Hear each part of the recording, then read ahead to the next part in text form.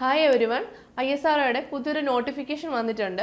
ISROയുടെ അണ്ടറിൽ വരുന്ന space application സെന്ററിലേക്ക് scientist engineer SD or scientist engineer SC നോട്ടിഫിക്കേഷനാണ് വന്നിരിക്കുന്നത്. അപ്പോൾ നമുക്ക് നോട്ടിഫിക്കേഷൻ്റെ കൂടുതൽ ഡീറ്റെയിൽസ് നോക്കാം. അപ്പോൾ നോട്ടിഫിക്കേഷൻ വിളിച്ചിരിക്കുന്നത് ISRO സ്പേസ് ആപ്ലിക്കേഷൻ സെന്റർ അഹമ്മദാബാദിലേക്കാണ്. അഡ്വർടൈസ്മെന്റ് വന്നിരിക്കുന്നത് 23/1/2026 ഈ ഒരു നോട്ടിഫിക്കേഷൻ അഡ്വർടൈസ്മെന്റ് വന്നിരിക്കുന്നത്. പൊസിഷൻ വരുന്നത് scientist engineer SD group A, അതുപോലെ തന്നെ scientist engineer SC group A. Total number of vacancies എന്ന് പറയുന്നത് 49 ആണ്. അപ്പോൾ ഏകദേശം 16ഓളം പോസ്റ്റുകൾ ഇതിനുള്ളിൽ വരുന്നുണ്ട്. അപ്പം ഓരോ പോസ്റ്റിൻ്റെയും വേക്കൻസീസും കൃത്യമായി തന്നെ നോട്ടിഫിക്കേഷൻ ടേബിളിൽ കൊടുത്തിട്ടുണ്ട്. ഇപ്പോൾ ഡിസിപ്ലിൻ നോക്കുകയാണെങ്കിൽ RF ആൻഡ് മൈക്രോവേവിലേക്ക് 2 വേക്കൻസി, അതേപോലെ wireless or satellite or digital കമ്മ്യൂണിക്കേഷനിലേക്ക് 1 vacancy, agricultural physics or metrology 1 vacancy, electronics and communication 14 vacancy, computer science 8 vacancy, power electronics 4, applied optics or photonics 1 vacancy, civil agricultural engineering hydrology 1 vacancy, അതേപോലെ agricultural സാറ്റ്സ് oceanography bio etcetera 17 vacancy. പിന്നെ total 16ഓളം പോസ്റ്റുകളിലേക്കാണ് 49 number of total vacancies വിളിച്ചിരിക്കുന്നത്.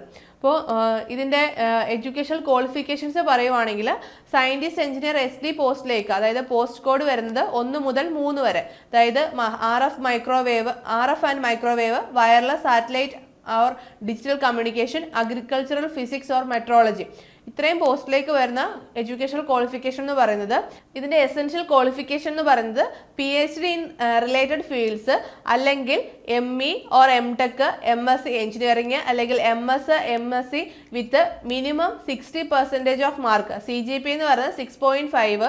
അതേപോലെ തന്നെ നിങ്ങൾക്ക് ഈ ഒരു PG എടുക്കുന്നതിന് മുമ്പ് നിങ്ങൾ UG എടുത്തിട്ടുണ്ടാവും. ആ UGയിൽ, അതായത് BTech അല്ലെങ്കിൽ BScയിൽ നിങ്ങൾക്ക് 65% മാർക്കും ഉണ്ടായിരിക്കണം. അപ്പം അതാണ് സയൻറ്റിസ്റ്റ് ഓർ എഞ്ചിനീയർ SD പോസ്റ്റിലേക്കുള്ള പോസ്റ്റ് കോഡ് 1 മുതൽ 3 വരെയുള്ള എഡ്യൂക്കേഷണൽ ക്വാളിഫിക്കേഷൻ എന്ന് പറയുന്നത്. പിന്നീട് for scientist or engineer SC post code 4 മുതൽ 11 വരെ MTech ബേസ്ഡ് ആണ്. അത് essential qualification ME or MTech with minimum 60% mark. അതേപോലെ BTechനോ അല്ലെങ്കിൽ BScക്കൊക്കെ നിങ്ങൾക്ക് 60% മാർക്ക് മിനിമം ഉണ്ടായിരിക്കണം. പിന്നീട് വരുന്നത് for scientist or engineer SC post code 12 മുതൽ 16 വരെ MSc ബേസ്ഡ് ആണ്. അത് MSc in relevant field with minimum 65% mark. അതേപോലെ നിങ്ങൾക്ക് BScയിൽ 60% മാർക്ക് മിനിമം ഉണ്ടായിരിക്കണം. അപ്പോൾ ഇത്രയാണ് ഇതിൻ്റെ എഡ്യൂക്കേഷൻ ക്വാളിഫിക്കേഷൻസ് വരുന്നത്. അപ്പോൾ പിന്നീട് ഇതിൻ്റെ ഏജ് ലിമിറ്റ് നോക്കുകയാണെങ്കിൽ 12/2/2026 വെച്ചിട്ടാണ് പറയുന്നത്. 18 തൊട്ട് 35 വയസ്സ് വരെയാണ് സയൻറ്റിസ്റ്റ് എഞ്ചിനീയർ SDയിലേക്ക് അപ്ലൈ ചെയ്യാൻ പറ്റുന്നത്. അതേപോലെ സയൻറ്റിസ്റ്റ് എഞ്ചിനീയർ SCയിലേക്ക് 18 വയസ്സ് തൊട്ട് 30 വയസ്സ് വരെയും, അതേപോലെ scientist engineer SC MSc based 18 വയസ്സ് തൊട്ട് 28 വയസ്സ് വരെയുമാണ് അപ്ലൈ ചെയ്യാൻ പറ്റുന്നത്.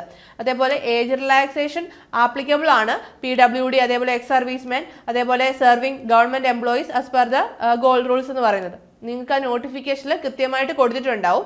നമ്മളിതിൻ്റെ സാലറി അതേപോലെ പേ സ്കെയിൽ നോക്കുകയാണെങ്കിൽ സയൻറ്റിസ്റ്റ് എഞ്ചിനീയർ SD വരുന്നത് ലെവൽ 11 ആണ്. ബേസിക് പേ വരുന്നത് 67,100 തൊട്ട് 2,08,700 രൂപ വരെയാണ്.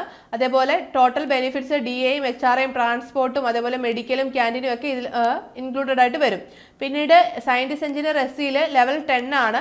അതിൻ്റെ ബേസിക് പേ വരുന്നത് 56,100 തൊട്ട് 1,77,500 രൂപ വരെയാണ്.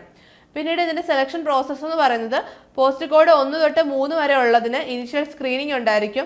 പിന്നീട് ഫൈനൽ സെലക്ഷനിലേക്ക് പോകും, പേഴ്സണൽ ഇൻ്റർവ്യൂ ഉണ്ടാവും. പിന്നീട് പോസ്റ്റ് കോഡ് 4 മുതൽ 16 വരെ റിട്ടേൺ ടെസ്റ്റ് ഉണ്ടാവും, പേഴ്സണൽ ഇൻ്റർവ്യൂ ഉണ്ടാവും, പിന്നെ ഫൈനൽ പാനൽ ഉണ്ടാവും. ഇങ്ങനെയാണ് ഇതിൻ്റെ സെലക്ഷൻ പ്രോസസ്സ് പോകുന്നത്. അതും ഡീറ്റെയിൽ ആയിട്ട് തന്നെ നമ്മുടെ നോട്ടിഫിക്കേഷൻ അവൈലബിൾ ആണ്. പിന്നെ ആപ്ലിക്കേഷൻ ഫീയുടെ കാര്യമാണെങ്കിൽ പോസ്റ്റ് കോഡ് 1 തൊട്ട് 3 വരെ ആപ്ലിക്കേഷൻ ഫീസ് ഇല്ല.